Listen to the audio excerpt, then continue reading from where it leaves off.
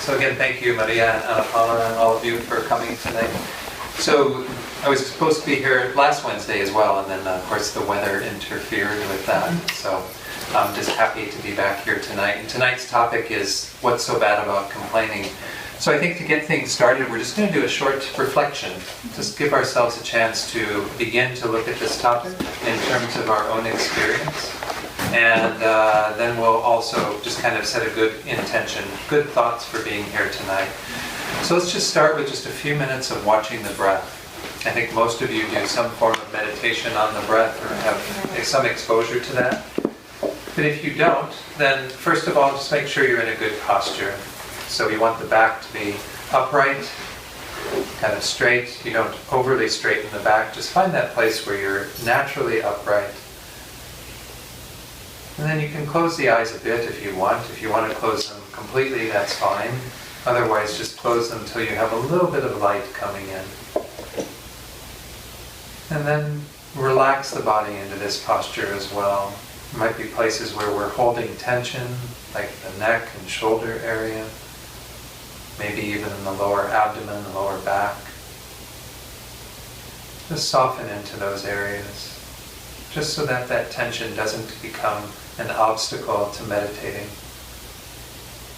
And then when you're ready, begin to focus on the breath. So there are many ways to use the breath in meditation. I'm going to just suggest one, but if you have another one that you prefer, you can do that. In this one, we focus on the sensation that occurs just inside the nostrils. As you breathe in and out through the nose, there's that very subtle sensation that occurs in that area. Just begin to tune into that sensation as you breathe in and as you breathe out. And that's the basic instruction for the next few minutes, is simply to stay present with that sensation of the breath.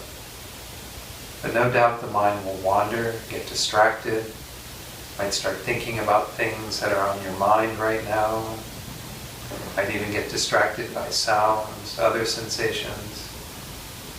When that happens, there's no need for any judgment. You simply let that go and bring the mind back to the breath.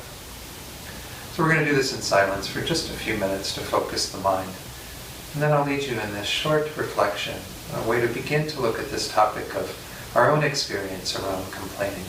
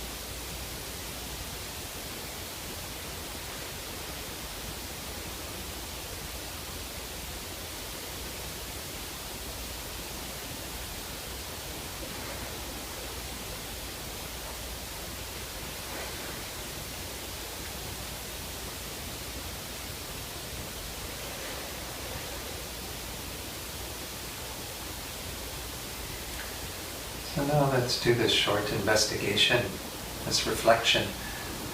It begins with thinking about a time in the past. Maybe it's over the past week or so, or it could be older if you can't think of any time in the last week.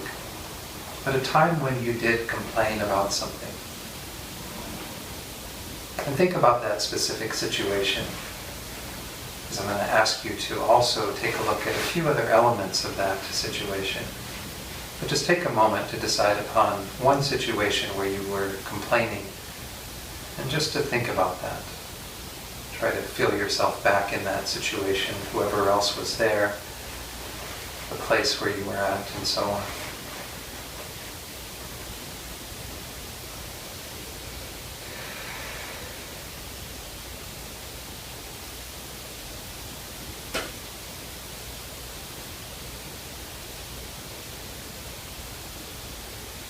And first of all, think about what it was that you were complaining about. Is this something that you tend to complain about?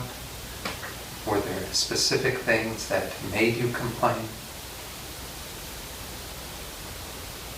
What was it that prompted you to do that? In other words, why did you complain? What was your own motivation? What were you hoping to accomplish by complaining? And just reflect on that for a minute or two.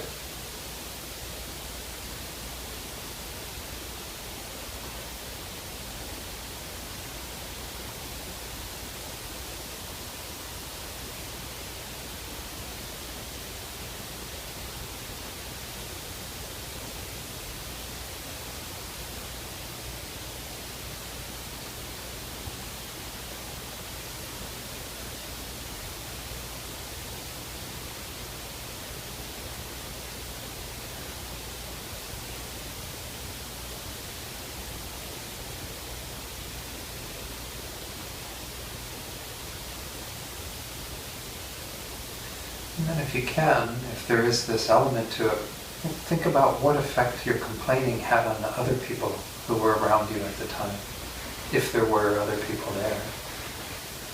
Just think about, what effect did what you said have upon them? Did it increase their peace of mind? Did it make them more agitated? What was the effect on others through your complaining?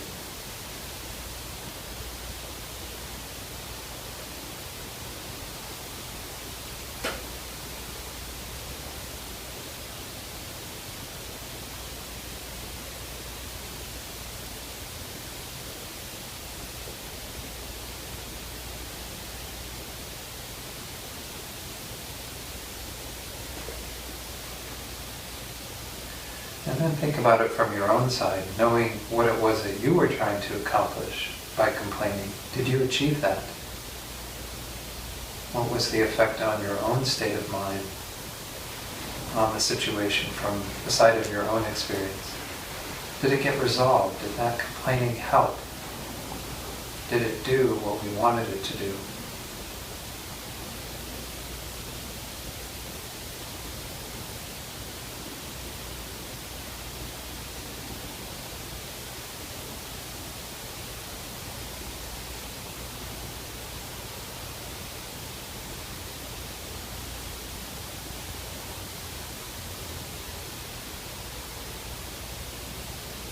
And then conclude this little reflection by thinking about your intention and motivation for being here tonight. As we examine this topic of complaining, what is it that you want to achieve? It might be just a simple understanding of these patterns of complaining and how you want to use this to be more at ease, more peaceful in your own life. That's a wonderful place to start, to simply say, I would like to work on my own patterns of complaining when it does become difficult or problematic, and try to overcome some of those patterns. But if you can, also think about others, just as we did in that reflection. We can see that others are affected by our complaining. So maybe we can also hold the thought that we're here tonight to work on our own behavior of complaining. but also so that we can help others be at ease, help others to be at peace, to not disturb their minds as well.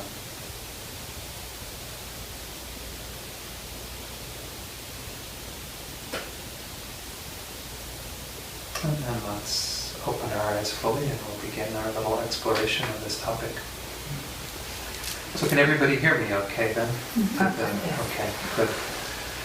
So this little subject, we're going to do some sharing of what people found through that exploration in a moment. I just want to introduce this talk. Some of these talks that I do, especially when I'm out going to other centers, are talks that started back in Santa Fe when I was doing some kind of different programming in 2007 and 2008. And the inspiration for this one about complaining came about when I was actually waiting for my car to get repaired at the car shop, and they had a copy of a New Yorker magazine in the waiting room, and I picked it up and there was this cartoon, and the cartoon is basically a setting like this where you have a teacher that's doing a Buddhist teaching and everybody's sitting on their cushions. You can take a look at the cartoon later, but anyway, this woman has her hand up and she's saying, "You say that life is suffering, but isn't it also complaining?" And so the idea behind it is that in Buddhism we talk an awful lot about kind of that element of life, that life has a lot of difficulties, has a lot of problems, has a lot of things that we don't necessarily want to experience. And the Buddha talks about how that in some way is a lot of our experience, and we need to find ways to overcome that. But of course, what goes along with all the suffering we experience is frequently the complaining, frequently the moaning about why is this happening to me, and what is this all about? We go through our own stuff where we compound all of that difficulty that we experience with our own story about it, kind of exacerbate our own suffering by virtue of that. So that was the inspiration for looking at this tonight. And of course I gave it this title, What's So Bad About Complaining? Because I actually find that when we start examining it, and we'll see if this comes out in tonight's teaching as I hear a bit from you in regard to your own experiences with complaining, is that we can't say that complaining in and of itself is completely wrong. We can't say that it's completely right either. We have to find a way to understand what is what is it that we're really trying to achieve, and what are our motivations behind what we do.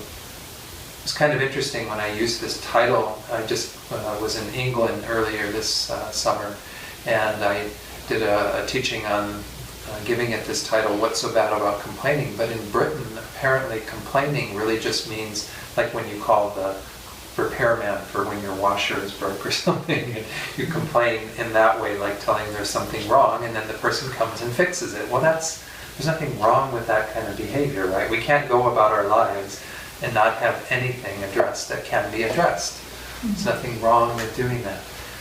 Complaining here is what they call in England moaning, whinging. They use these different terms, and the idea behind it is it's when it becomes a little more problematic, when it becomes us talking about something again and again and again, but we're really just spinning our wheels. We're not really doing much to solve the problem. So I know there's nothing to complain about in our world right now, right? There's plenty of things to complain about. But I'm just curious what you found in that exploration about your own experience with what it is that you were complaining about, if you'd like to share that, what was going on for others in the midst of that, what you really got out of that. Was there something positive that came out of that complaining? Does anyone want to share something? Yeah. I'm happy to share. Okay. Good. One of my children complains a lot for everything. Food, everything. Wakes up or he falls or whatever it is. So I complained about his complaining. Yes, because I'm so tired of his complaining, right? So, and I never get through. It's just not changing his behavior.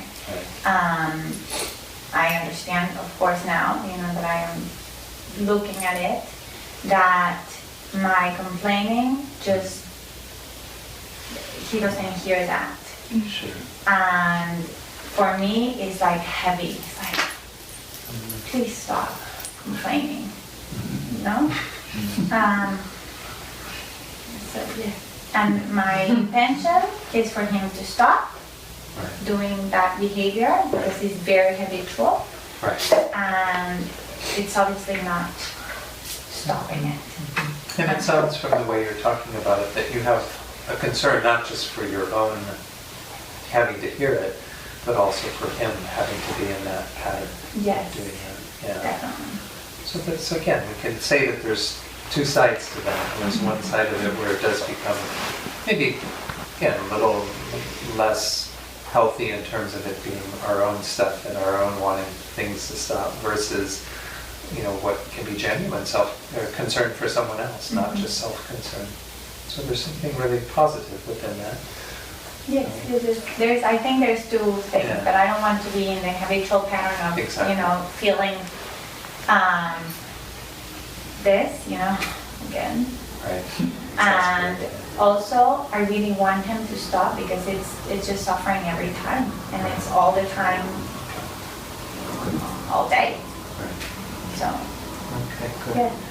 And so when you're complaining, can I ask who you're complaining to? If he's there, to him, they stop, you know, or my husband, or whoever is in front. Whoever will listen. Yes. I can't have this anymore. My friends, or, you know, it's like, come on. Yes. So you can see some effect on them too by your complaining about his complaining. Yes. Okay. So again, we're not going to resolve all these situations tonight. That's not the purpose, but to begin to just explore this idea and what is it all about and how do we work with various components of it and then kind of do the work on our own. But okay, good. Thanks for sharing on the phone. I just want to say that it's funny because while you were guiding us just now at the beginning of the class, I'm embarrassed to admit, but I will say it, that it's the first time that I think about others and the effect on others while I complain. While I complain all my life about different things, in the moment I'm complaining, I never thought about others, about how others deal with this state of mind that is like moaning or whatever. And now I was like, what is going on? You know, it really sets a tone that is very heavy on others too. But I've never thought about before that. Yes. Just when you get it. Exactly. You think about it. Right. Yeah. Good. Well, I'm glad that happened for you. Thank you, Don. Maybe everyone else in your life will be happy that happened for you. Yes, I'm sure. For me, it was so hard to stick with one complaint. and as Maria said, it was like kind of terrifying. While you're talking, I was jumping from one complaint and trying to get the best one. I'm gonna stick with this situation, and at the same time hear like how you affect. And there's so many unnecessary, like blah blah blah, like in the traffic. I have to cross a bridge that usually goes up to go to my house. Every time I have to cross, the bridge goes up, and it's a constant complaint. So I was trying to stick with the bridge, but then I started complaining my situation, my business, my husband, my kids, but I also get to the point that, okay, when others are complaining, I always goes back to, the only remedy is to be thankful. So to stop complaining, just be thankful. Like gratitude, I think, is an antidote. Sure. But it's so easy to say to others, stop, you're not grateful, you have this abundance, and you're complaining about food. Like with my kids, they complain about food all the time. And you have all this abundance, and we start saying, you should go to a boot camp to Haiti and have an experience, a real, true suffering experience, so you stop complaining when you know suffering, like a true, when you see suffering face to face. There's so many things that you stop complaining. But, wow, this is so scary. Yeah. Wow. Thank you, Cynthia. No, we'll come back to that, because I think that is one of the things we start to see when we begin to examine that behavior. It's just how much we actually do fall into it. And again, the effects on others and the effects on ourselves, our own peace of mind that gets totally destroyed in the midst of that. But yeah, Luna, you're going to share something. Yeah, I sometimes complain when my sister constantly wants to play with me. Uh-huh. It can sometimes be a little, too much. Yeah. Because she's constantly, do you want to play with me? Do you want to play with me? And when I say no, she kind of just explodes. Yeah. And it's kind of, so I complain to my mom or dad or grandma or whoever's available. Like, I don't know. I complain to them Yeah. to make my case heard. Although I never thought how my sister would feel Yeah. every time I complained. So have you gotten any good advice from people you've complained to? Has it helped? Yeah. Okay, so sometimes saying some things, we can actually hear something from somebody that might be useful. Yeah. And that may be some benefit to it. I mean, because again, if we don't say something, then maybe we never hear something that could be some good words, some useful words from someone who can help us. Exactly. So, but still, yeah, it's something to be mindful of, to be aware of. Good, thanks for sharing that. Anyone else? Yeah. So, No, go ahead. no, I was just going to say that sometimes I kind of find myself complaining about like little without type of meaning type of stuff. And I'm going to give you an example, which is the one that just came up to my mind. My husband got a drone, and I'm sorry, this is very domestic, a drone, right? Yeah. So now he's fascinated with the drone. And he comes back from the office and he plays with the drone for like an hour. So when the battery runs out, he downloads the pictures, edits the picture, and he's all like a little kid, like kind of very happy with his phone. Which has nothing to do with me, and at the end of the day, I don't know why it would impact me, but I remember a situation of me in the kitchen with a friend of mine complaining about him and the drone. And the poor guy, maybe he's happy with the drone, and I'm complaining about the drone that did nothing to me. So I'm just giving this kind of a little silly type of example because those are kind of domestic, everyday type of complaints that it takes your energy. Yeah. It takes the energy of the people that you are kind of complaining with. Yeah. And at the end of the day, it's pointless. Right. I mean, what's the point of spending those 10 minutes discussing the drone play? That's kind of... Paula. Yes. Thanks, Paula. Yeah, no, that's a perfect example. Because we do find, I have to admit that sometimes when I talk to my mom, I try to talk to her at least every week, and she'll complain about some things, and I'm going, of course, I don't want to complain about her complaining, but in reality, I would really like her just to see that this needs to be put in perspective. That's what's being shared before. Yes. So I mean, there's an interesting teaching by the Buddha that gives a little bit of light to this whole thing of what we're doing. And it's in what's called the Arrow Sutra, an arrow. And the idea in the sutra is that there's it sounds kind of horrible, but there's the first arrow that we get pierced by. And the first arrow is the drone, or the sister who wants to play with you all the time, or whatever the situation might be, the traffic, the whatever. That's the first arrow. And we don't have a lot of control over the first arrow, right? Because this is the nature of our lives, right? There's always something that's going to be upsetting our peace, that's not going to go the way that we want it to. So we don't have a lot of control with the first arrow when it comes down to it. Of course, the Buddha in more advanced teaching says you can even get rid of the first arrow eventually to where you're no longer having to experience that level of discomfort or suffering. But the first arrow is where it starts. The second arrow is the problem. And the second arrow is where we take an arrow and put it into ourselves. And that's all of this type of behavior. That's all of the stuff. Yeah. It's the stories we're telling about our suffering. It's the complaining that we're doing to others about our suffering. It's the way that we make this into something so much bigger than it is. We're not denying that the first arrow is there, because that is a painful thing to experience, whatever that might be. There is some registration of a pain or a discomfort that occurs with the first arrow. Where we can begin to address it is stop piercing ourselves with the second arrow. Stop going through all this additional stuff that is so unnecessary. So this is a bit of what we want to be looking at tonight. And again, in some of the other times I've taught this, it's obvious that there is a healthy way of complaining that really becomes more of a discussion. Like if you did have somebody, and maybe your situation, Paula, where maybe it does become problematic and that your husband's not spending the time that would be good to spend with you, your family, whatever, and really it becomes like an obsession where it maybe goes too far and becomes out of balance, where it's something that for the good of everyone involved, not just you, but him, everyone else who interrelates with him, it might be good to have some exploration of that. That's more of a discussion that may start off with some level of discontent, saying, you know, I've noticed this happening and I'm finding this a little problematic for me, and it may be problematic for you too.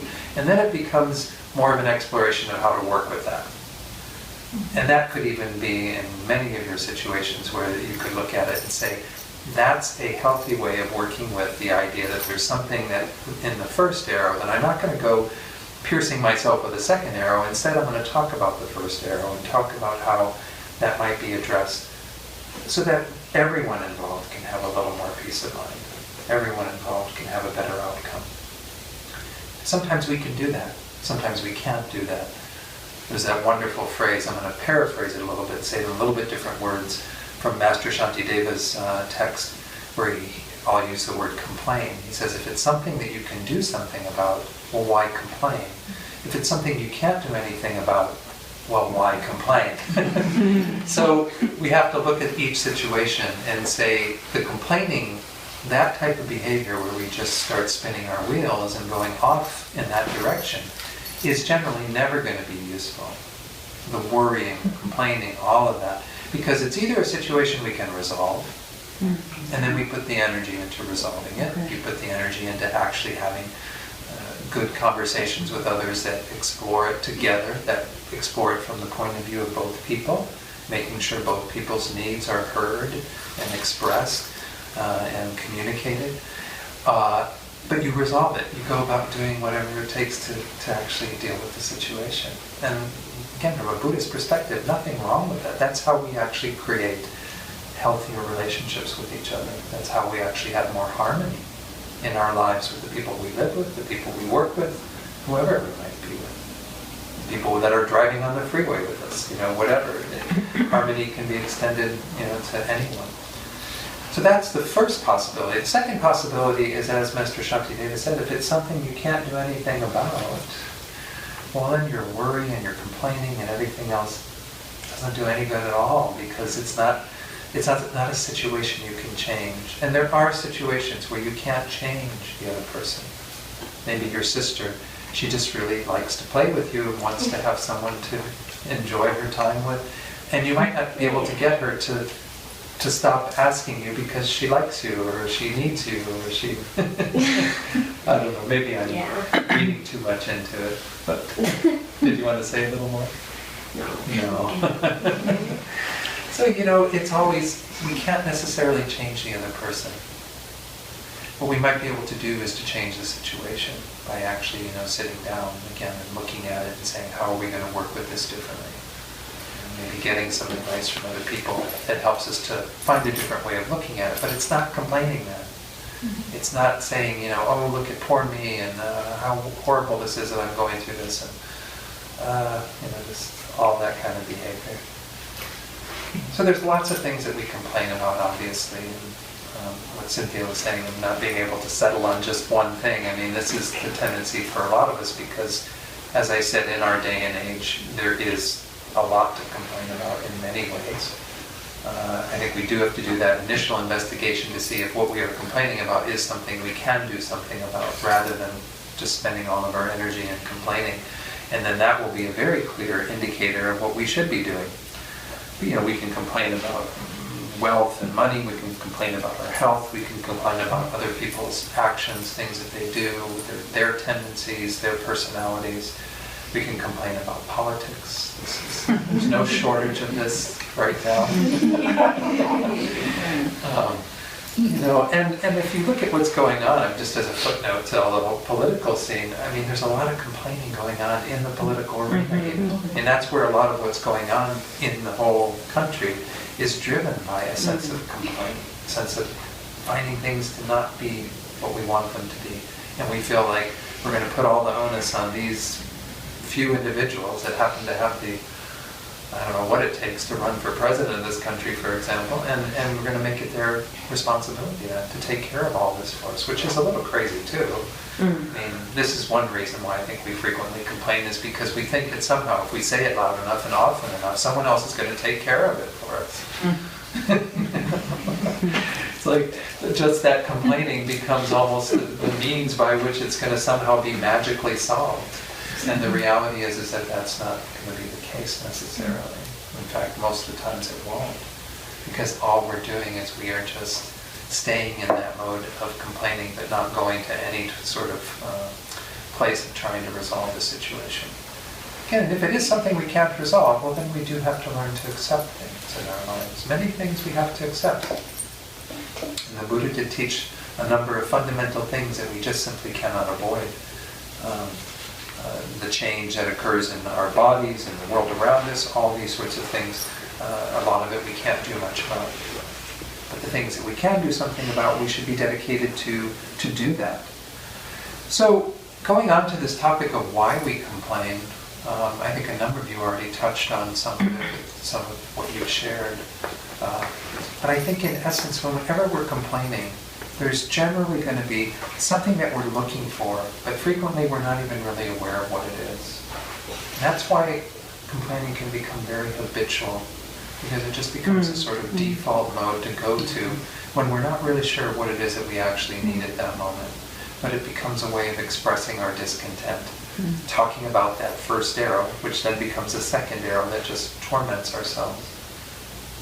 So a few of the other things, certainly, that I think were explained, and I think this was a bit of what you were saying, Anna Paula, and correct me if I'm wrong, but sometimes we like to complain to others because there is a certain comfort that comes from other people just hearing us talk about it, and kind of validating our suffering in a sense, validating that we are going through something that is difficult.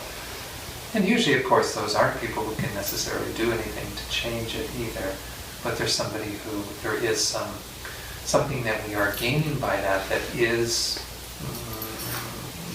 again, I'm not going to say it's completely okay, but it does have some truthfulness to it. Because there is something that does happen when we are able to express our difficulties and other people hear us and really understand it. And even at that level where it's just that initial kind of recognition that you're suffering, the other person recognizes it, you're able to be validated somewhat as a person who's going through that problem and difficulty. There's something useful about that. It can actually bring people together. Where it becomes problematic again is where we keep doing it again and again, and then the person is like, oh God, she's complaining again. You know, he's saying this over and over again, and you're recognizing that it's gone beyond it being useful. It's no longer just about being heard and validated as a person who has difficulties and problems, but it's actually becoming too much of the person spinning their wheels and continuing to do the same thing over and over again. As I said, with the political stuff, I think frequently we're complaining because we secretly wish that somebody else will resolve the problem for us. That they'll make sure that that's taken care of, that they'll find a way out of the difficulties and problems that we're experiencing. Again, that's not really how things get resolved in our world, unfortunately. Maybe when we're children, I don't know if this happens in your case, when you're children you can complain to your parents and maybe they'll do something to fix whatever it is that you're complaining about. But as you grow older, you have less and less of an ability to find someone to do that for you, right? You have to deal with the reality of your own stuff, your own problems. You complain about the car not working or something, and it's like, well, you know what to do with it. You take it to the shop and you get it fixed. Don't complain to me about it. Take care of it. So at some level in our development, we get to a place where someone taking care of your situation, your problems, is not the right thing to be searching for in terms of your complaining. Therefore, our complaining isn't really necessarily so valid, because we should just put our energy into fixing the problem. I think a lot of times we complain also because we really just want to vent. This is a world filled with a lot of this kind of tension, and witnessed the political process this year, how much it's just been about so many people venting so many different feelings and frustrations and what have you. And even when we see it in others and don't necessarily agree with their point of view, we can understand the pain that's behind it. It just wants to be heard, wants to put that out there, wants to vent the frustration that they're feeling. And the powerlessness that frequently is in our world as well. It's very difficult for a lot of people to feel that they really have the means to change things in a way that would be useful. But one of the Buddhist teachings about why we complain is really driven by this whole idea of karma, and the fact that we complain because we've complained in the past. It's like it becomes a pattern. Actually, there's one teacher who does have a Buddhist background, Steve Pavlina. I don't know him. I've read some of his other teachings on the internet. He actually calls us a complaining seed, a complainer seed. And the idea behind it is that every time you complain, you plant the seed to complain again. Yikes. This is true about all our actions. This is one of the universal things that the Buddha says, is that we are creatures of habit. The habits that we tend to do, the things that we tend to do, are things we've done in the past. We've made them very strong by our doing them again and again. So how do we change that? By stopping doing them, by reducing the amount that we do them, and eventually getting rid of doing them altogether. Because if we don't feed those complainer seeds, keep planting them, we stop complaining. And again, what you brought up, Cynthia, I think is we're going to talk shortly about kind of the antidotes, the things, the states of mind that we want to introduce that will be useful. This idea of introducing gratitude or other ways of reframing it so that we come to understand that our situation is not so bad, or is certainly not something that we need to go to that level of complaining about. Again, understanding whether it can or can't be fixed. We either put our energy into fixing it, or we come to accept it, and come to acknowledge that things could be worse. Certainly are a lot of people in the world dealing with much worse things than what we have. Right. And my mom, the one time, was complaining about one neighbor who did something that was so trivial. I was just like, well, I'm sorry you're feeling that, Mom, but I really just wanted to tell her, that's really not something to complain about. I don't know. It's hard, because you don't want to, and we're going to talk about that at the end as well. I'm kind of keep talking about things that are going to come later in my evening here, but I think it's good to talk a little bit about what it's like to be on the receiving end of complaining, because that's also another side of this. How do we work with those around us who complain to us frequently? We can start to address it from our own side, but I think it's useful to also talk a little bit about that. So this is the other idea that's deeply embedded in Buddhism, is, again, karma. Karma is a very complicated topic. It can be extremely complex when you get into actually studying. But in essence, what we're talking about in this direction that we've been exploring tonight is that you, by virtue of your own actions and behavior, create the tendencies to engage in those actions and behavior again. This is one of the ways that karma works. And so the more that we are paying attention to what we're doing with our minds, the more we can change what we'll do with our minds in the future. This is another quote from Master Shantideva that's worth remembering. He says, "There is nothing whatsoever that doesn't become easier through the force of familiarity." And what he means by that is why we complain now is because it's very easy for us to complain because we're very familiar with complaining. So the impetus there should be to want to change that with regard to complaining in particular, but also in regard to any other thing that we do.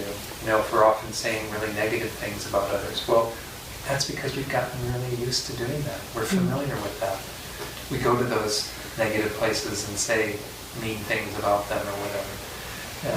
This is not something that is fixed in our mind. It's something that is a product of what we've done in the past. If we want to do something different in the future, we have to change what we're doing right now.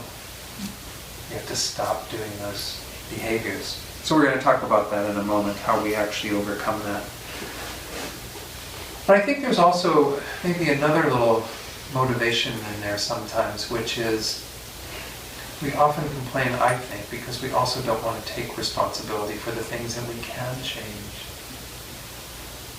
Taking responsibility is, of course, something that you're learning about as kids, right? As you grow older and older, your parents probably tell you to take more responsibility. You have to clean your room, you have to do this, and you have to do that. Yes. So you're hearing, you know, that this is part of reacting to what we deal with in life, is that we need to say at times, I have to be responsible for caring for that. As I was saying earlier, sometimes we complain because we want somebody else to fix it, but frequently that's in conjunction with, it's together with us also not wanting to take that responsibility ourselves. Not to say, I'm going to actually handle this rather than talking about it to all my friends and making them, share in my misery. So I don't know, can you think of any other reasons why you complain? Those are some that I came up with in talking about this, as well as from Venerable Thupten Chodron, who I was mentioning earlier before class, a wonderful teacher in our tradition. She did a little lecture one time called My Favorite Pastime, Complaining. She was freely admitting how much she complains at the time. But can anyone else think of any other reason why? I think that dissatisfaction also. Yeah. And obviously I think in every person might be a matter of degree. Maybe ones have it in a little degree, and some people have it in a huge scale. Right. But not me, of course. No. No, we know that. We weren't thinking of this. No, but I remember clearly a friend of mine that, she was complaining at one point because her apartment was too little and that, everything was like all together and or this she was going on and on. Then the situation changed and they could move into a huge house. And then she was complaining because the house was too big and it was too big to clean and it was too big. And she was going on and on and I was like, oh my God, it's like, did you remember what you used to say? And now it's like, and it was like, no matter what was going on, there was always something to complain about, and we all do that in a certain way and also in a matter of degree, but this one was very graphic, and I never forgot about this. And this dissatisfaction of it's never enough, and it's not like, and it's always something to complain. Can that be a case? I think so. I think that this is, again, one of the ways that the Buddha says that we do suffer is with the reality of dissatisfaction. That is, I wouldn't say it's constantly there, but the potential for it to be there is pretty much all the time. It really depends on our own minds, because once more, if we feel some sense of satisfaction, gratitude, contentment, then maybe we don't go to that place. Exactly. But most of us are reacting to our situation from a place of dissatisfaction, never finding it to be quite right. When we all grew up, we had the story of Goldilocks and the Three Bears. Does everyone know that story? Where Goldilocks goes to the home of the Three Bears, and she first is like trying to find, I don't know which one comes first, I think it's the soup, right? And she sits down, because the porridge, they got the porridge on the table, and one's too cold, and the other's too hot, and then the one that she decides to eat is just right. Exactly. And then the bed is, one's too hard, the other's too soft, the other one is just right. Well, the problem is I don't think we find just right that frequently. There's always something that changes about it, even if the soup temperature is just right. Well, the soup gets colder over time, or something, and this is because of change. The Buddha also talks about this being a reality for us. Right. So things are constantly changing.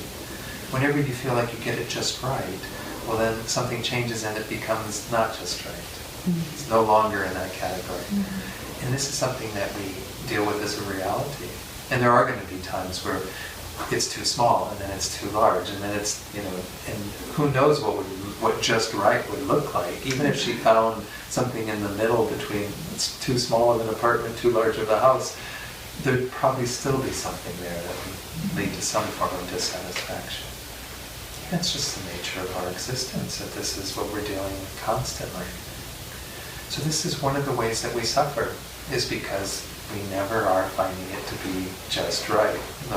It's like a myth of Goldilocks that will never really happen, because even if you get it just right, it's going to change. It's not going to be there forever. Anyone had an experience opposite to that? I haven't yet. I don't know. So I think that's a big part of it. Were you going to share something, Luna? Another reason why you complain? Yes. Okay. Sometimes I complain about my mom going to these teachings. Sure. Because I want her to stay home and spend the night with her, Right. but then I also, I don't really know. I want her to come here and learn, but I also want her to stay home with me. Yeah, that's understandable. Yeah. So, have you, before tonight, have you talked to her about that? Yes. Yeah. Yeah. Have you found a way to work with it? Has it led to a solution? Yeah. Sir. Somewhat, yeah. She brings you along.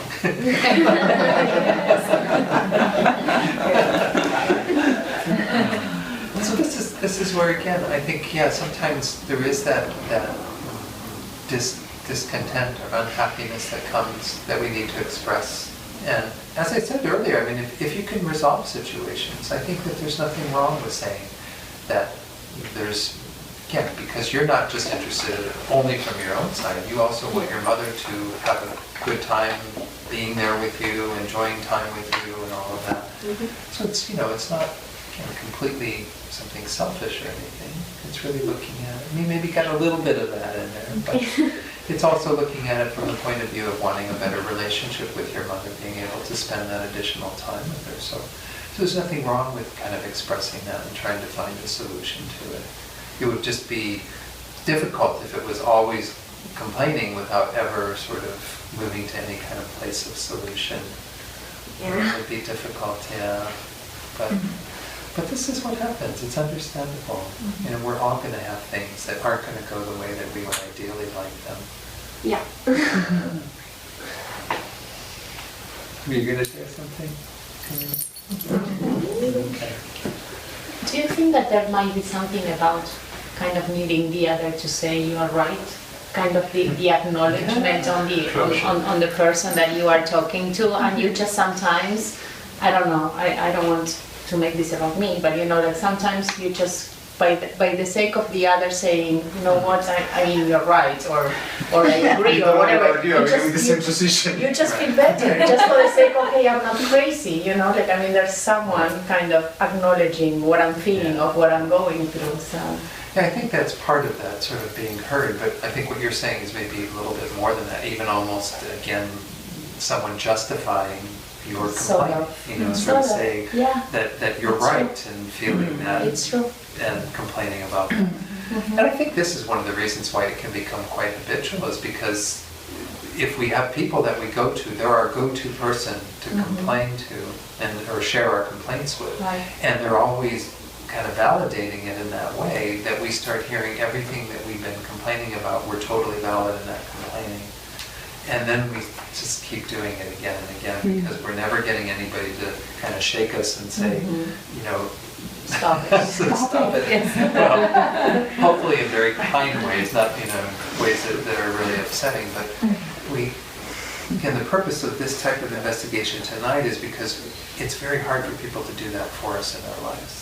I think. I think even, and people who are very close to you might almost feel like there's some risk in them doing that. Right. So here, the job is to be our own therapist, to look at ourselves and say, okay, how can I start working on this from my side? Because not everybody's going to necessarily come and tell you, you complain an awful lot, and the things you're complaining about, maybe you don't really need to be complaining about. I mean, people are, it would be nice if they were that kind to us and giving us that message. There you go.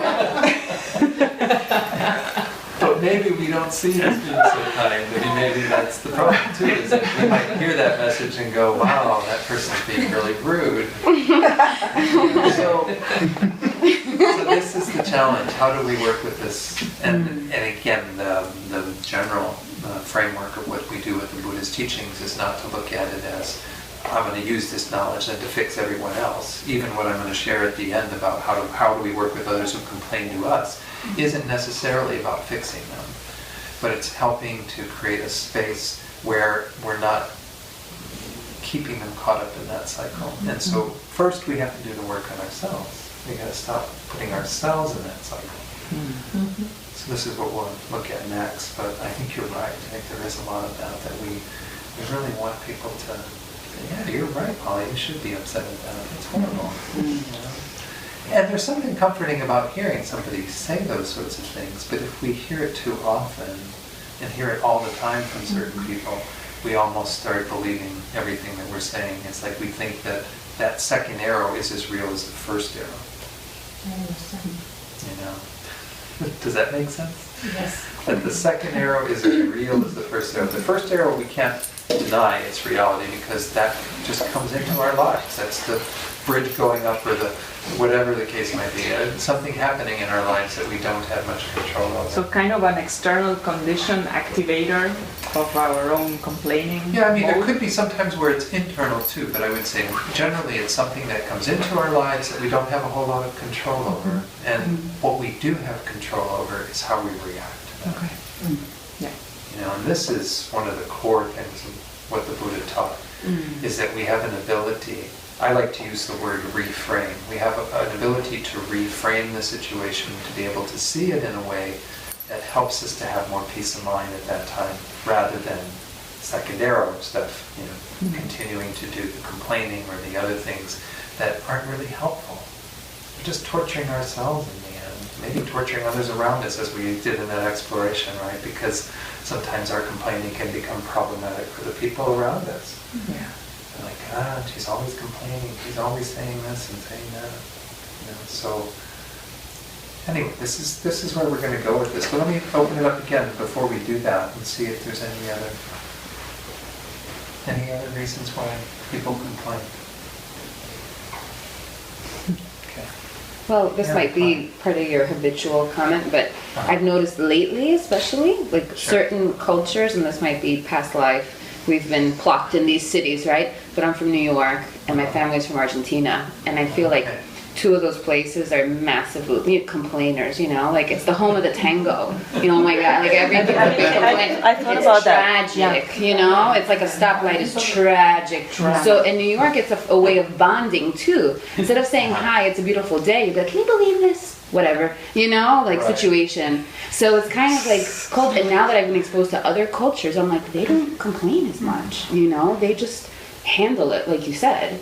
And it's nice to see the contrast, you know? Yeah, and that's a good one to add, though, this idea of culture. And it is a bit of the habitual, but it becomes even identified with particular You see it everywhere, locales yeah. or people from particular traditions. So I think that fits into it a lot for sure. Because what happens when you get together with family is that they might all be in that mode, and it'll be very easy to get sucked right into it. Yeah, You know? when you're around it, yeah. Yeah, and when you're removed from it, maybe you're better at not going there, but when you get into it, very hard to kind of keep the mouth shut, and immediately you want to go to that place. Yeah. Maybe this was something I had in a little write-up for this session, but I think this is something too in our culture nowadays. It's not just the talking to others in person or on the phone, it's like on the internet. My gosh, there's so many ways that people can complain about whatever. They complain about the people who are complaining, and they can, you know, put in all of their little things that they would never say to anybody in person, but they are happy to say on the internet, where you can be very impersonal.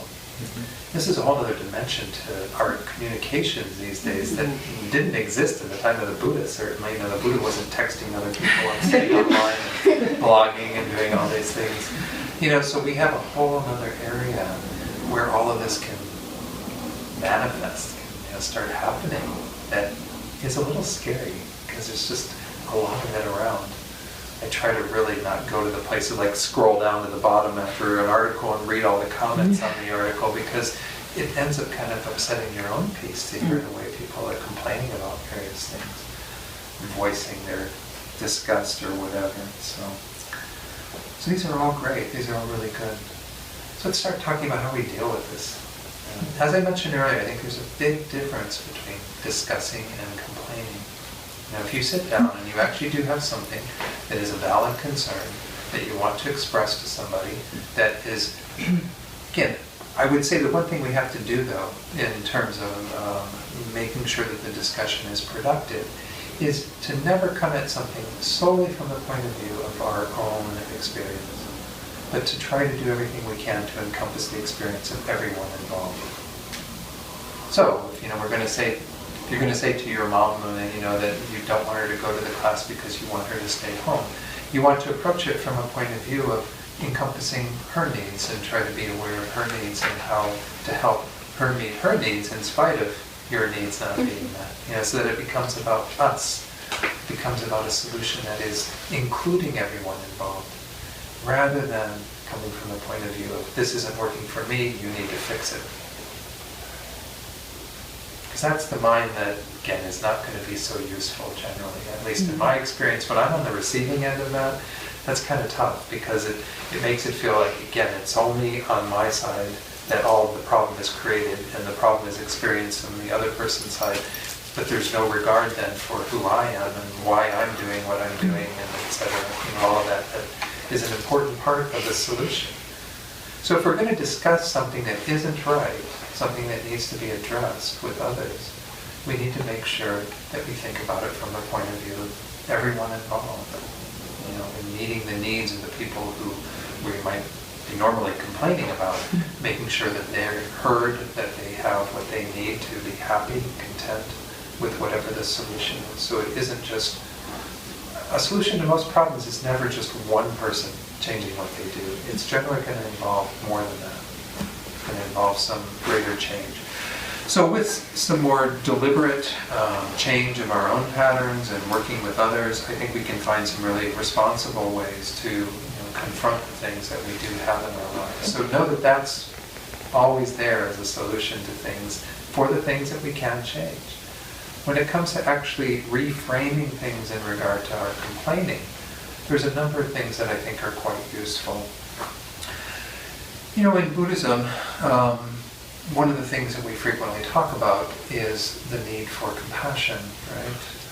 And so when we are in that mode where we are seeing a situation that we are wanting to complain about, it's frequently useful to introduce some form of meditation on compassion. Now, of course, we're an object of compassion too. I'm not denying that you're feeling some suffering or some problems by what's happening around you, by the people who are causing you to want to complain. But we can also frequently have compassion for those other people. And this is something that one person who is one of my Facebook friends, I noticed his Facebook posting because he was talking about a lot of the negative comments that people were posting about a certain presidential candidate. Fill in the blank.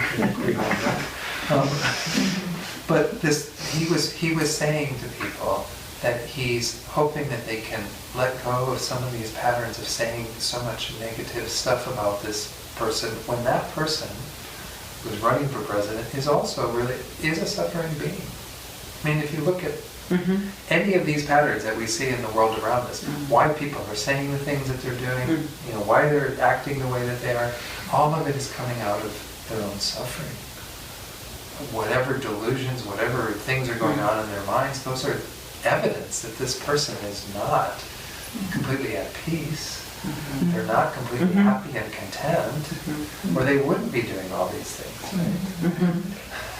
Right? We're all nodding our heads, and yet it's very easy to have those kinds of negative views of those people, because we think that somehow they're not like us, that while we can take charge of our minds and be different and whatever, that somehow they're completely evil or completely misguided. The reality is that they are suffering as well. They're suffering by virtue of these thought patterns that they've created, the habits that they've induced in their own minds, their own karma that's manifesting in all these various experiences. They are living out what they've done in the past in the same way that we are living out what we've done in the past. They are products of their own thinking. And by virtue of that, they're suffering just as much as we are. Their situation looks very different, because none of us in the room are running for president and saying the things that that person is saying. But in the very basic way, we're all the same. There's no difference. And anyway, this person on Facebook was telling his friends that were posting all these mean things, horrible things, to just maybe think about having that perspective of compassion.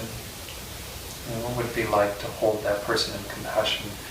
And if you don't make compassionate statements about them on Facebook, at least stop saying hateful things about them on Facebook. Because you creating that hate in your own mind is really just creating your own agitation and suffering. I mean, that presidential candidate is probably not going to read your Facebook postings. Maybe your Facebook postings, though, could be read by many other people that might get inflamed to even feed the flames more, or if they disagree, to even get some animosity towards you, or who knows what. I mean, we have to be conscientious in what we do, and our complaining sometimes has that tendency. So if we start reframing it from the point of view of what's a compassionate response to the situation. I've got somebody who is in my life who's causing me problems and difficulty. I have to begin to see them as somebody who's suffering, somebody who is dealing with the same fundamental situation that I am. To begin to open my heart to finding a way to, if I can't help them, at least to not hurt them, at least to not, because sometimes we don't even see the results of our complaining. We didn't talk about this, or I suggested you explore that as part of the meditation. You saw begin to see the results it's having on the people around you, but even in terms of the results that we can't see, like we're throwing a rock in the middle of a pond and the ripples are going out in a lot of directions, we don't necessarily see all the places that those ripples reach. Our own little thoughts and behaviors frequently have many effects beyond just the immediate people in our lives. So if we have more compassion and are looking at things from that perspective, we're going to say different things. We're going to be open to exploring things in a different way because we're not fixed in a negative view that is going to lead to that type of behavior. Does this make some sense? What are your thoughts on that? I mean, it sounds kind of simple in some ways, but I think it's important. Yeah, no problem. I do. Sometimes I really try to do the compassion part before I have any complaint, so that I stop that. But then my patience, and I'm talking about either my son or the house or whatever it is that I have already. No, and I really try my patience, and I take responsibility at the end, or whenever it's possible. But then frustration, it's my last, you know what I'm saying? Like, I try the compassion, I try the patience, and then I guess I don't have enough bigger compassion and patience to get there, because then the frustration, weeks or days or hours after, I'm like, done. So what is it that I can do in that, to lower that? I mean, my feeling from what you've shared is that it just means we have to keep doing it, and it'll get better over time. This is one thing, one student in Santa Fe once, we have this phrase, practice makes perfect. But she said in her experience, practice makes practice. And at some level, I like that idea, because I think we have the belief that through our practice, somehow we are going to get perfect and it's going to happen pretty quickly. And the reality is that practice generally means we just have to keep doing the practice. Yeah. So the reason why you're not able to have the compassion and the patience be there fully and not keep you from going to those places it isn't a fault, really. It just means we haven't done enough work. We haven't done the deeper work that is entailed, the practice that will make it stronger and stronger until eventually we don't go to that place. Okay. So that's my initial reaction, but there may be other things too that could be useful, that could be ways of reflecting on it as well. We'll try to explore a few other ideas that might also help in that. Sometimes again, compassion does start with ourselves too, though. And this is one thing that is useful to recall about all of this, is while we tend to jump to compassion for the other person, and even I, in talking about this tonight, went kind of right to there, sometimes we haven't really developed genuine compassion for ourselves yet either.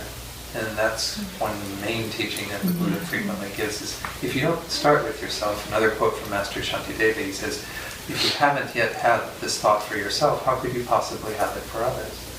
And by that he's referring to compassion, loving kindness, any of these positive thoughts that we are trying to make more universal and have for everyone. That if we've excluded ourselves from that, we haven't even worked on ourselves yet. Now why it's tricky is because we were talking about being selfish before, with what Luna was saying about her sister and that. And sometimes we can be very selfish in thinking, I need my space, I need my time, I need to do what I want to do, or you can go find someone else to play with, or whatever the case might be. That is sometimes driven by some compassion for ourselves, but frequently driven by more of this sort of selfish attitude that is a little bit problematic. And over time, especially as we develop our abilities, we can start to separate those two out. We can begin to see where there is an unhealthy regard for ourselves and what we need, and a healthy regard for ourselves. And when we look at it from the point of view of this pattern of complaining, well, frequently, the one who's most agitated by our complaining is ourselves, because we are the ones that get stuck in this mode. It's like genuine compassion for ourselves at that moment sees that we are causing our own suffering by that pattern and wants to release it because we don't want to suffer that way anymore. We don't want to be caught in that mind that's always finding fault and complaining about this, complaining about that. Because we see that we will be the immediate beneficiaries. We are the ones that benefit the most from that change in behavior. Then we can genuinely have compassion for others because we also see how the behaviors that they're engaging in, if they weren't engaging in them, they too wouldn't be suffering. And if we look at, I'll say the name of the person who shall not be named, Donald Trump, if we see him in terms of many of the things that he's saying, that they are simply what his mind must be like every night when he goes to bed. I can't imagine. I can think of my own times when I've said something really negative to people and, got angry at somebody or said mean things. And how hard it is just to get the mind to rest when you have those kinds of thoughts. So if I begin to see that for myself and know that I need to stop creating those kinds of thoughts, because who will benefit first is I'll stop creating my own agitation. Then I can start to see, even with others, that I would really ideally want them to not have those thoughts too, because that must be a great source of suffering for them. So it's that idea that if we see it for ourselves, then we can more clearly identify it in others. One that is, because if we go, again, I was talking about it being driven by two sort of mental attitudes. One that's very selfish, that thinks really just about me and is not thinking about the other person at all in terms of what their needs are at the time. The other one, which is looking at your needs but seeing it in a much healthier way. And there can be something healthy to being detached from these triggers, the things that actually do cause us pain and difficulty. And if it's other people complaining to us and you get kind of, like you said, toxic, where it's just too much, well, sometimes the first line of defense is to say, I'm in over my head. I know that if I keep listening to people like this, it's going to upset my own peace. I'm not going to be good with the people I work with and have interrelationships with, and it's also not going to be helpful to them. But you begin to see that this initial thing is that it's not really useful to you. well then that's a healthy way of taking care of yourself, because you see that it's going to make you more irritable, you more difficult for others, therefore detach from it. But to not lose your concern for the other people in terms of why they are coming to you is out of their suffering. It's tricky. So it's a tricky thing, and so sometimes we're doing it from both perspectives, that we need to have that trigger out of our lives because we know we're not going to be good with others if we don't, or good for ourselves if we don't. But there's also that other side that is just reacting to others and feeling like their needs are not as important as ours at that time. How do we keep our focus on others' needs as well as our own is once more over time developing more and more compassion, and hopefully more and more skill at being able to work with others. This is a bit of what I want to talk about when we get to when others complain to us. What are the useful ways for us to try to work with that, so that if we do decide to stay engaged in it, it doesn't become toxic. It doesn't become something that we get, either we start complaining along with them, or it upsets our own peace of mind and we feel like we can't really be useful to others or helpful to others. So I think it's a tricky balance. But I would say for all of us, I mean, this is, as I said earlier, we have to learn to separate these two minds. The mind that is kind of unhealthily selfish, and the mind that is actually wisely selfish. His Holiness even uses this word, Dalai Lama, when he teaches wisely selfish. By wisely selfish, we mean something that is actually genuinely concerned about our situation and knowing the right solutions to it. Because the solutions that we've tended to do is if I push against you and then that person pushes against them, and it's just like all of this, getting everybody out of our space and doing everything to protect ourselves. This isn't a healthy way to go about trying to find our own peace of mind. There may be some need to have some kind of boundaries and limits around what we do, but those are really just there temporarily to help us to eventually have the ability to connect with others and have them within the sphere of our concern as well. And that's how we eventually become wisely selfish, is because we recognize that we aren't an island all isolated unto ourselves. We do depend upon others. Others are a part of our lives. So we have to be able to open up to that reality. But that does take time. It takes experience to get there. So I would say, again, each of us have to approach it from the point of view of where am I at right now? What is it that I'm being called upon to do? And start there. Not to jump immediately to, I need to be... Because what will happen, I think there was even a phrase by one Tibetan teacher, he called this idiot compassion, where you don't even have any wisdom involved in it at all. And you're just kind of being there and taking all this stuff in, and you're getting... it's toxic, it's poison, because you're not able to do anything with it, because you're doing it almost... And I don't want to, idiot's a pretty strong word, but kind of foolishly. You're not doing it wisely. So this is how we develop ourselves. I mean, the Buddha's path is always one, starting with yourself and saying, I need to work on myself first. And I need to have a good understanding of my own suffering and my own difficulties and what I'm doing with my own mind. And then I'll be more qualified to help others. Because I'll have a greater understanding of what they're actually doing. And I'll have a greater understanding of how to help them because I've helped myself. So yeah, these are tricky things. But each of us has to, again, decide where we are with regard to that individual situation. I mean, if we use the example of someone who has been, become an alcoholic, who's drinking a lot, once they recognize that they have a problem and they want to overcome that problem, the first line of defense is to stop hanging around with everybody who drinks, right?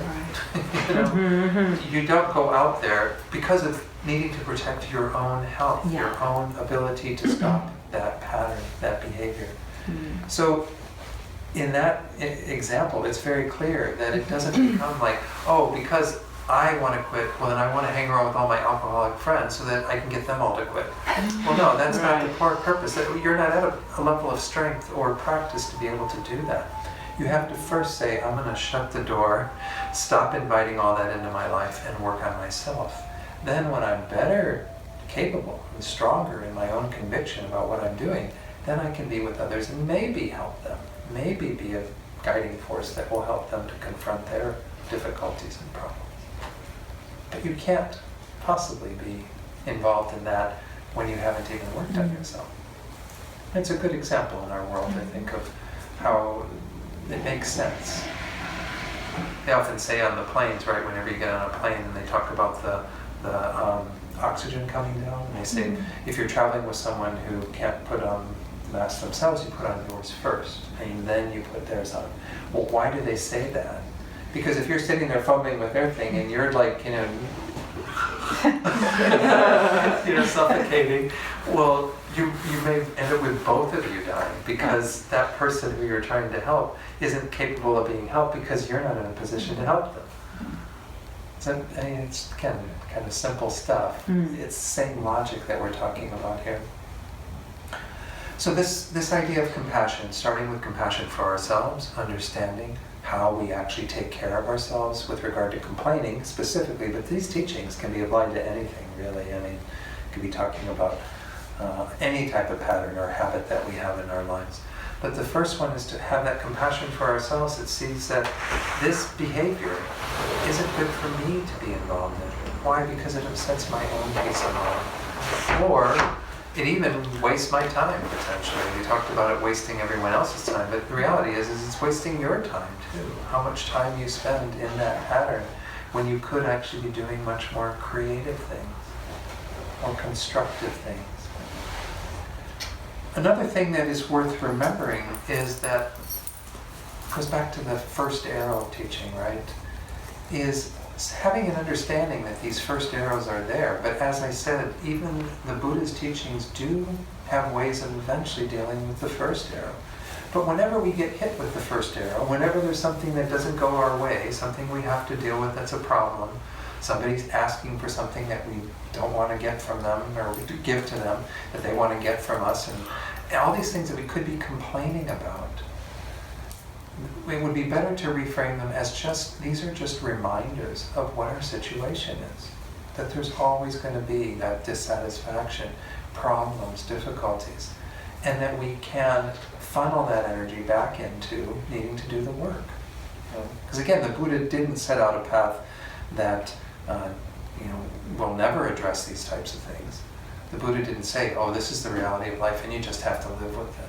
I mean, that wasn't what the Buddha taught. In his very first teaching, he did say there is this, the Sanskrit word is dukkha, meaning it's kind of a dissatisfaction in life. Pain, difficulty, suffering, lots of different ways of talking about it. But the Buddha's basically saying that does exist and there are causes for it, but it doesn't have to be that way.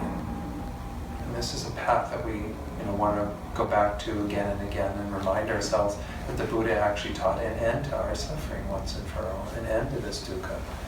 So if we examine all the things that we normally complain about and we just simply see them as reminders that we're dealing with dissatisfaction.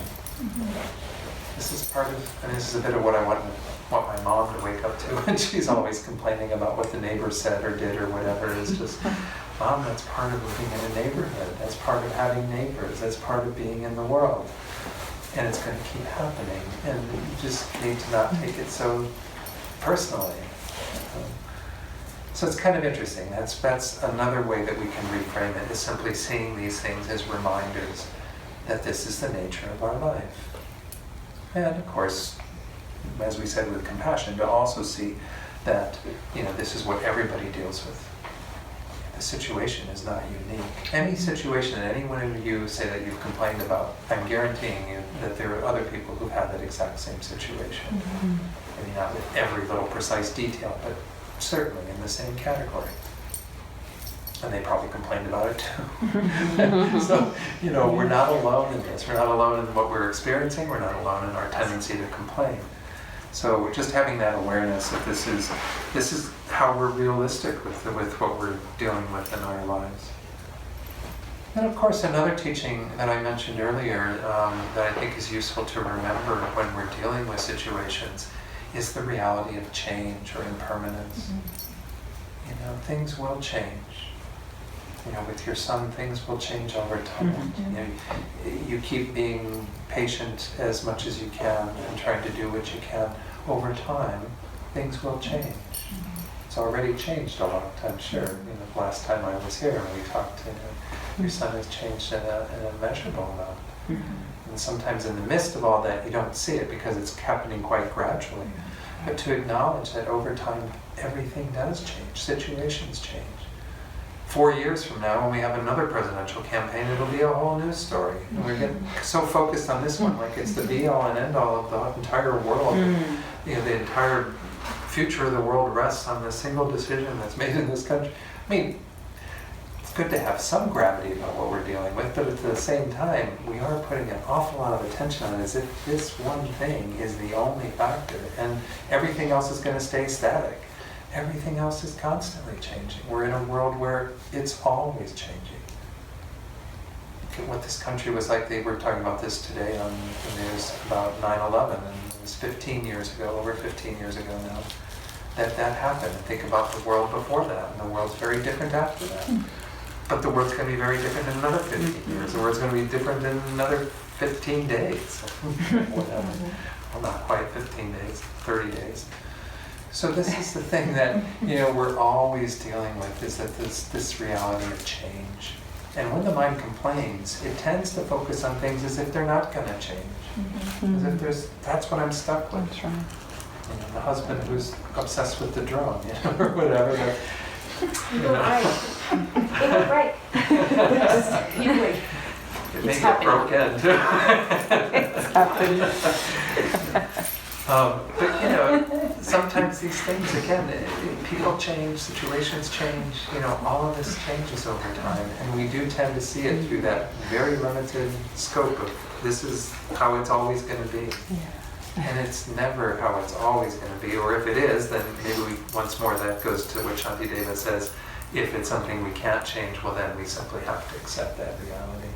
I have a question, Don. Sure. Why is it that we are stuck inevitably, almost every one of us, I think, in that phase where we think it's going to remain that way and it's not going to change?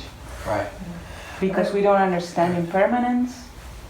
Or why is it Right. that we always, The Lama Zopa Rinpoche has done some teaching. I think the book that you have up there on Bodhisattva attitude has a little bit of his teachings on that. He calls these the four misconceptions, and one of them is this misconception that we all sort of operate with, which is thinking of things that are changing and impermanent as being permanent and Right. fixed and stable. And this is a source of a lot of our suffering. And just to tell people that, they might think, well, I don't believe that, because they do acknowledge that change is happening. They do acknowledge that every day they're flipping another day on their, the calendar, that everything is happening in a constant state of flux. But they're acting opposite to that. They're really thinking that they can somehow fix it in time, in a sense, and make it something more lasting and eternal and permanent and unchanging. And that's a source of so much of our pain and difficulty. I mean, John Landau, who you've had some teachings with from a distance, he's a wonderful teacher.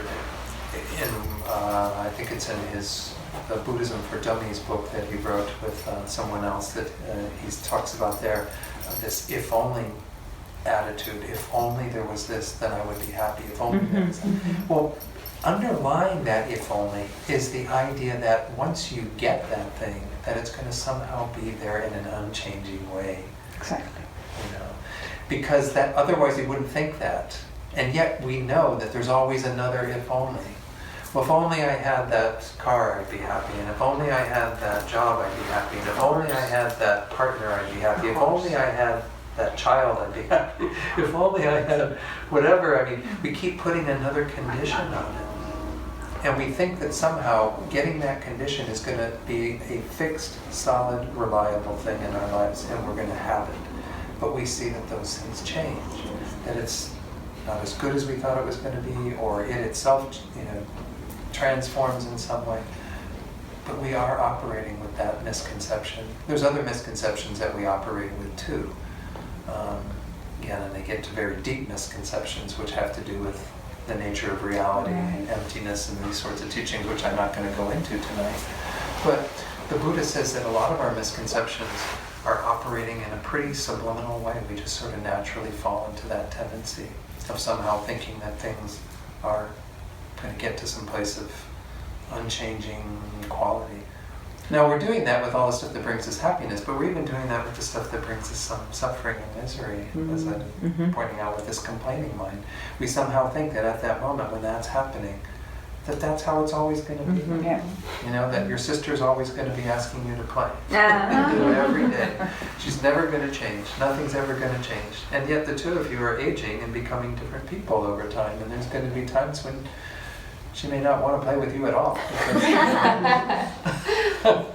And that's the reality. And so, I mean, I'm just using your example. I hope it's okay that I'm saying that. But I think that with each of us, the things that we're complaining about, we do tend to overlay that idea. Yes? I don't know why Uh-huh. we complain when we know that we're complaining.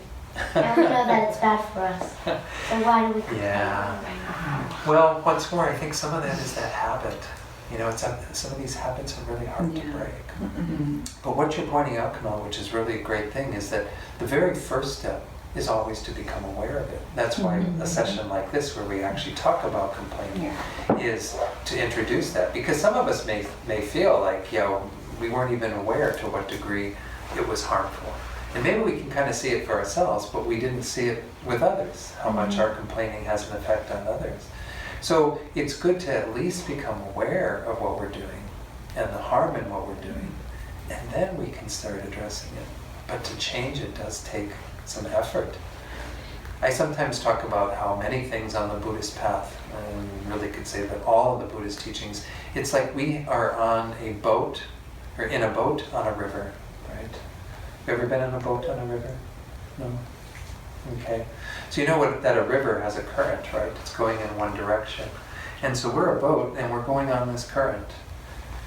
And the very first step in Buddhism is to get the boat to go in the opposite direction of the current. Well, first of all, you have to become aware that you're following the current, and so you want to go in an opposite direction because it's not getting you where you want to go. So the very first thing is to try to get the boat to go in the opposite direction. Well, that's really hard to do. If you've never been in a boat on a river, you know, if you have done that, it's very hard to get it to go in the opposite direction. You have to row really, really hard because all the water's going in the other direction. You know, so you're trying to go that way and the water's all going that way, and it's just a real challenge. That's the first step. But the second step, the harder step, is to get the river to go in the opposite direction. You know, so you start moving the mind in the opposite direction and your behavior in the opposite direction, but eventually you have to get everything, all of your thoughts moving in a different direction. And I'm not trying to discourage you by using that analogy.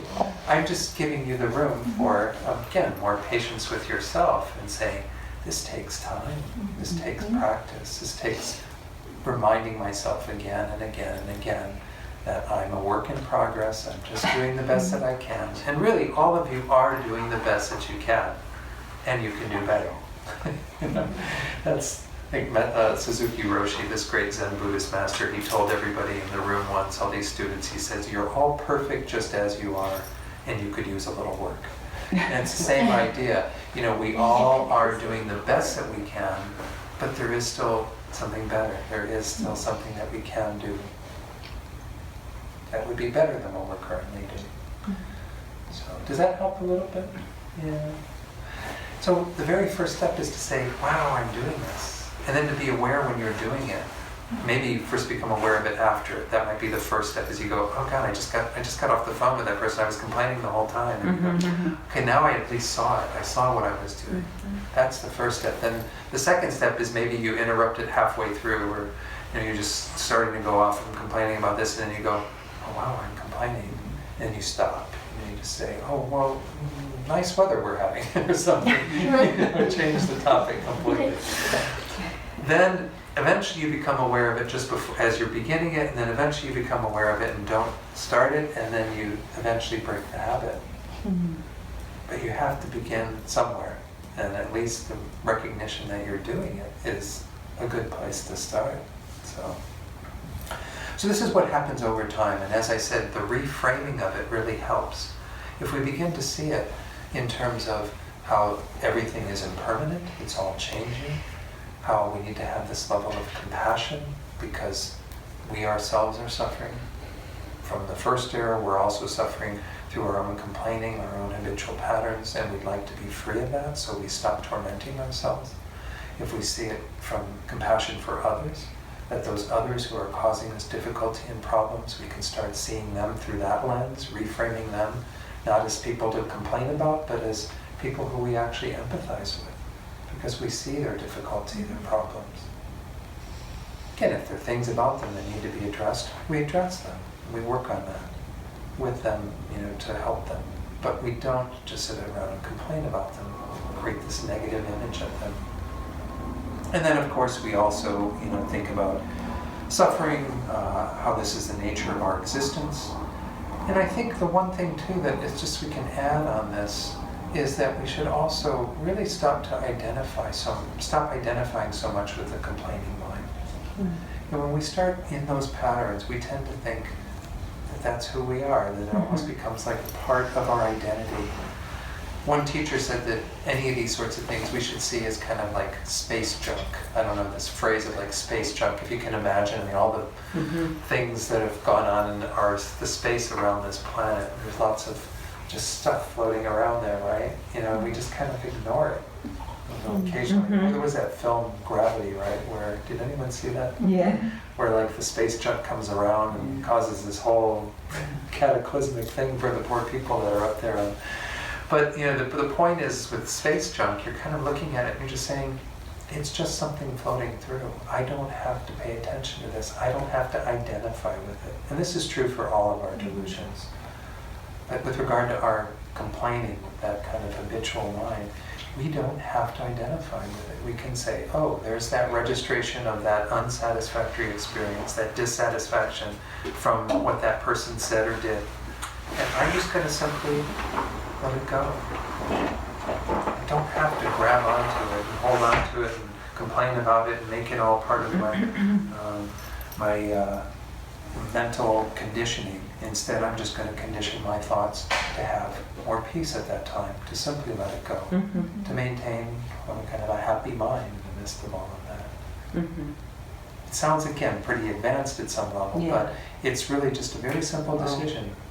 Rather than getting on that train and following it to its destination, and I know where it goes every time because I've taken the train a zillion times, I'm going to make the decision to just let the train go and not get on board.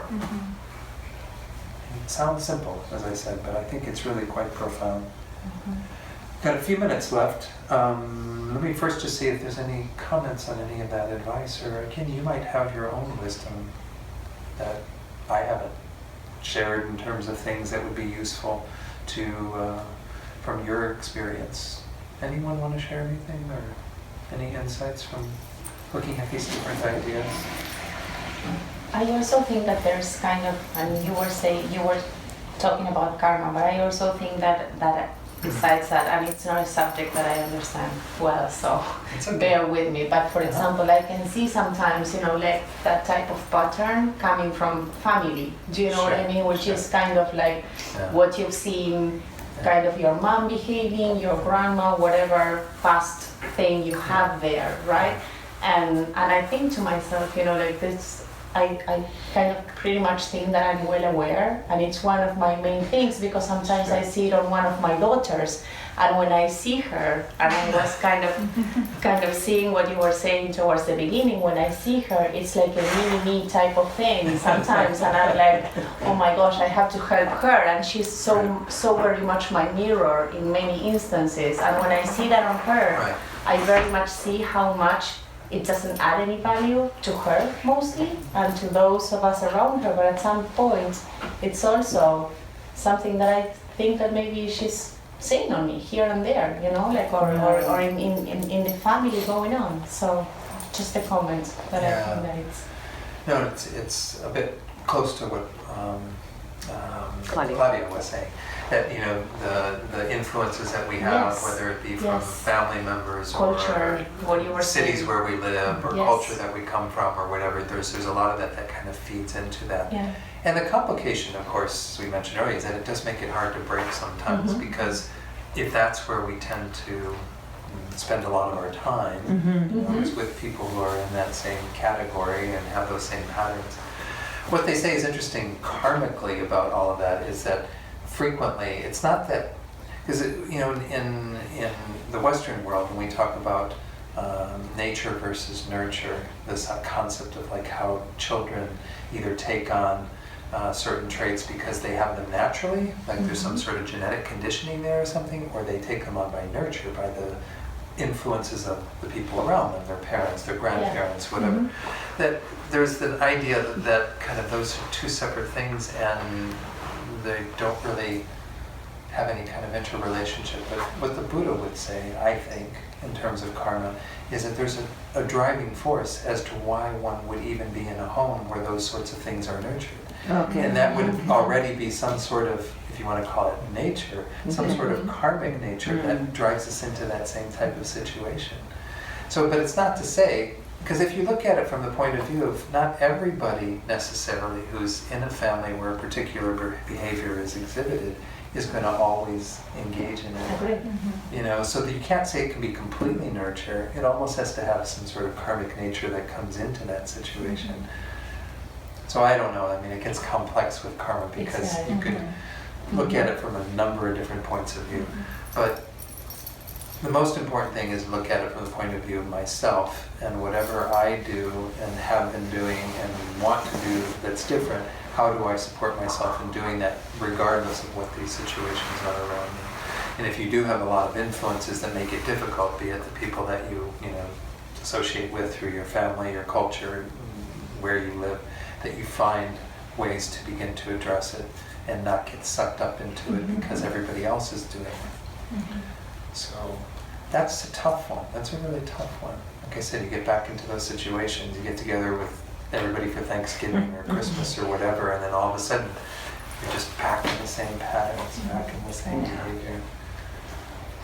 Those are always good tests to see how good our practice is. We may have to take a holiday off or you two. take a trip to Argentina and you figure it out.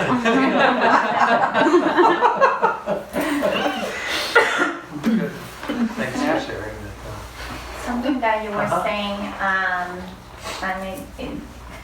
I went back in time a little bit with Miguel, and how sometimes I truly decide not to engage, and I remember the way I was feeling at that time of saying, when I show him, look at your mind right now. I mean, you really are, in distress, and the cloud is really there, and it's, shaking.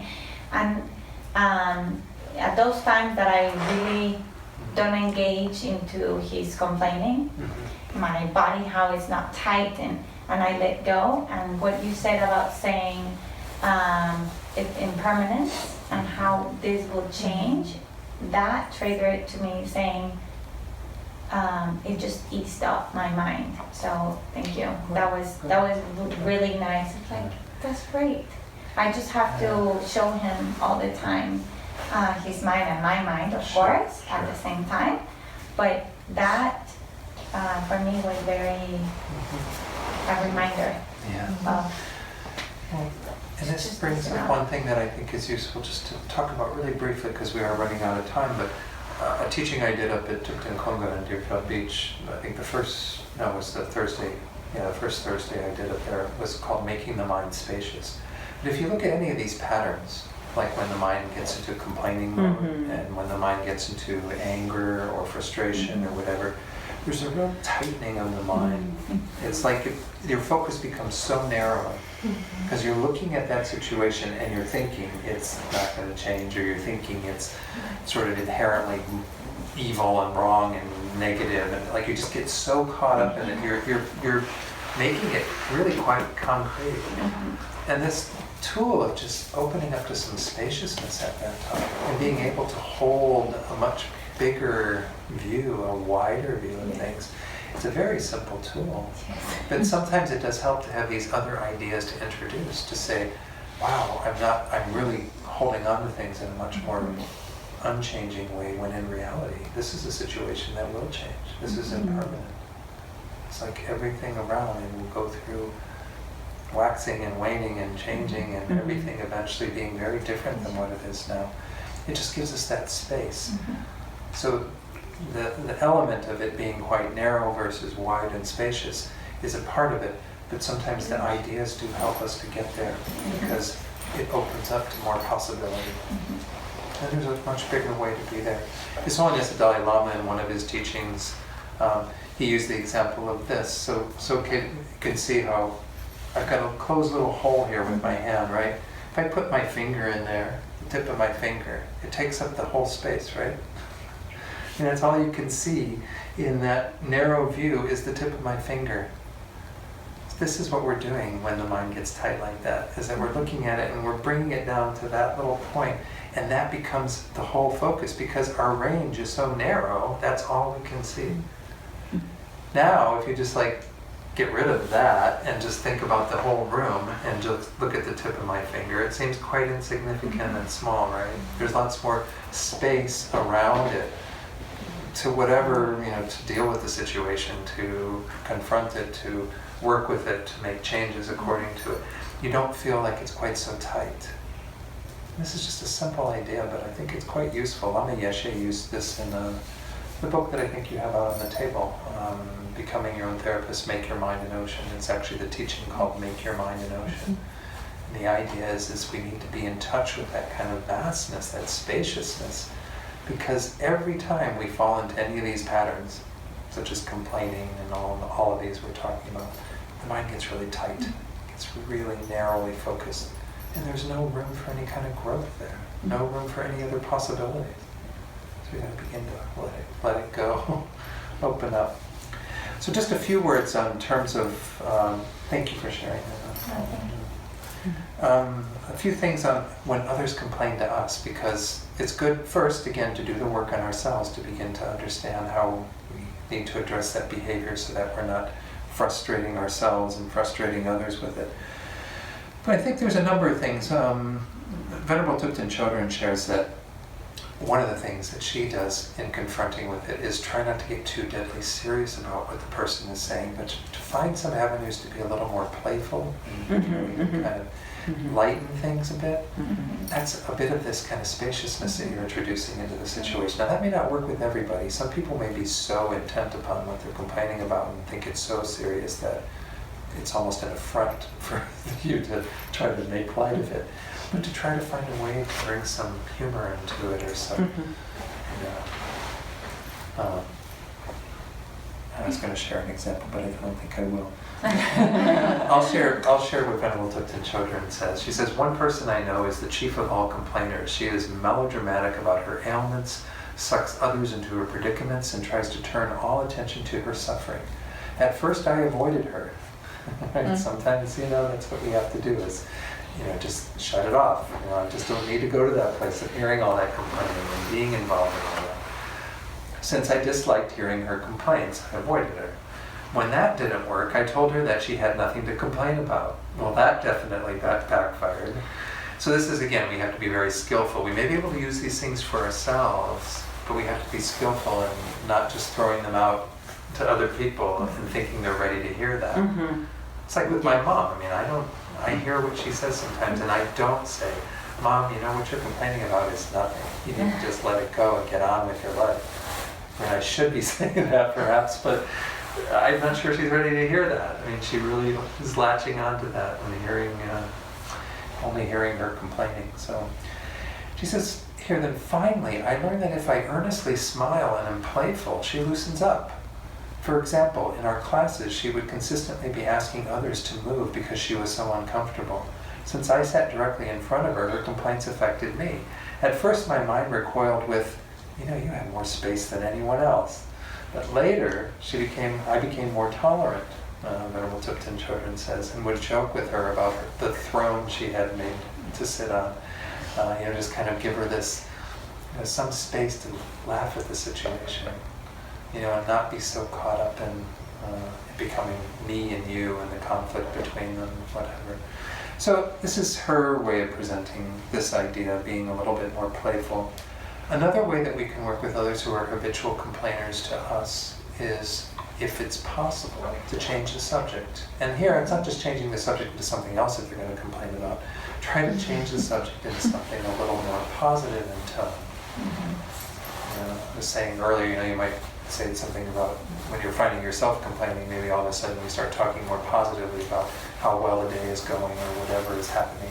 But try to interject things that are going to be useful for people, that are going to actually make them have more positive thoughts. I mean, you may have some people that complain so habitually that no matter what you bring up, they're going to find something wrong with it.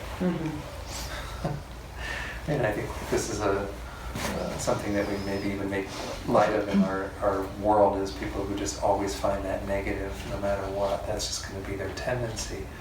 But hopefully over time we can begin to find some things that actually change the subject in much more constructive ways. And that may be a really useful tool, because what they might be getting from everybody else they complain to in their life is, yeah, that's horrible, that's awful that you're doing that, they're doing that. They may just keep fanning the flames of their complaining. And if from us, we actually move them in a different direction, actually help them to see something more positive, maybe over time they might start adopting some of that behavior themselves. And by the way, I mean, it's useful maybe to do some, if you do have somebody who's like that in your life, maybe you have to do a little homework to find some things to introduce and do some looking on the internet at inspiring stories that you might be able to share with them that might give a different perspective about how to deal with problems or difficulties or what have you. I don't know, these are just my ideas. Maybe I don't need to share the rest of these, especially since we're already a little past 9:30, but I think with others we do have to be very careful, because again, just as all these reasons why we said that we complain, chances are there's also those reasons for that person. And sometimes it is just simply desiring that real validation of their suffering and difficulty. So if we at least can hear them out and say, I'm really sorry that all of this is happening for you, that may be enough to just help them not feel quite so alone in their own pain and difficulty.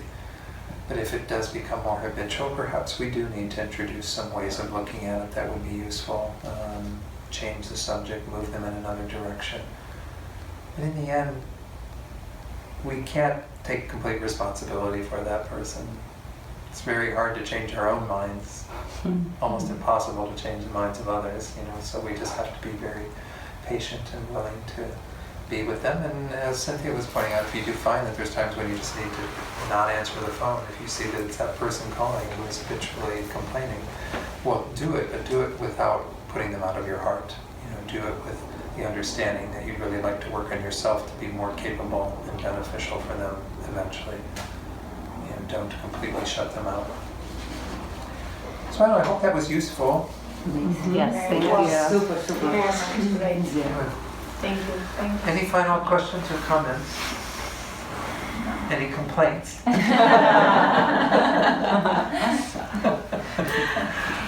It's topic that you can go on and Yeah. go on, I think. Yeah. So, And so again, what I would encourage you to do is if looking back over the last 2 hours, if there was anything that you heard, even just one thing, I mean, it doesn't have to be like, oh, Don said 10 different things and I want to make sure I practice them all. Just say one thing that you could practice now, or that you could think about now, or that you want to reflect upon and maybe use in regard to your own patterns of complaining that you'd like to address. Then make a commitment now to do that. Just say that that's the one thing I'm going to work with.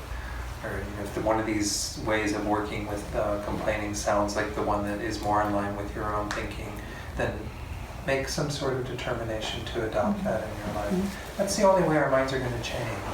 Because we can come to teachings like this all the time. Yeah. We can come next year and do the same teaching again. It's okay. I didn't do this teaching before here, I'm not saying that. But what I'm saying is no matter how many times you hear the teaching itself isn't what changes your mind. It's what you do upon hearing that teaching. So just to remember that and to make some determination to do that. Then let's just take a few moments to have a few concluding thoughts so that we make sure that this positive energy that we've created is most beneficial. And you can think back again over these last 2 hours. At the beginning, we had this really strong intention of being here so we could work on ourselves, our own patterns of complaining, begin to address them. And we did this initially with some concern for our own welfare. And so what we've done here tonight, may it bring about greater peace of mind for ourselves. Really hold that strong dedication, wanting what we did here tonight to actually become the cause for the changes in our own minds that will lead to our own future peace and happiness and well-being.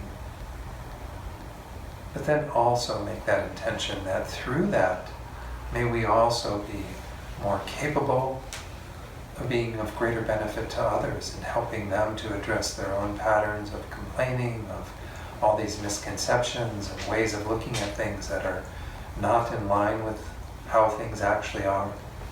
We might be able to help them clear up all of their misconceptions so that they can achieve greater states of peace and happiness and well-being. So in this way, think that through what we've done here tonight, everyone will benefit from it. And our efforts will have great effects upon ourselves and all those that we come into contact with. Okay, thank you all very much. Thank you. Thank you. Thank you. Thank you.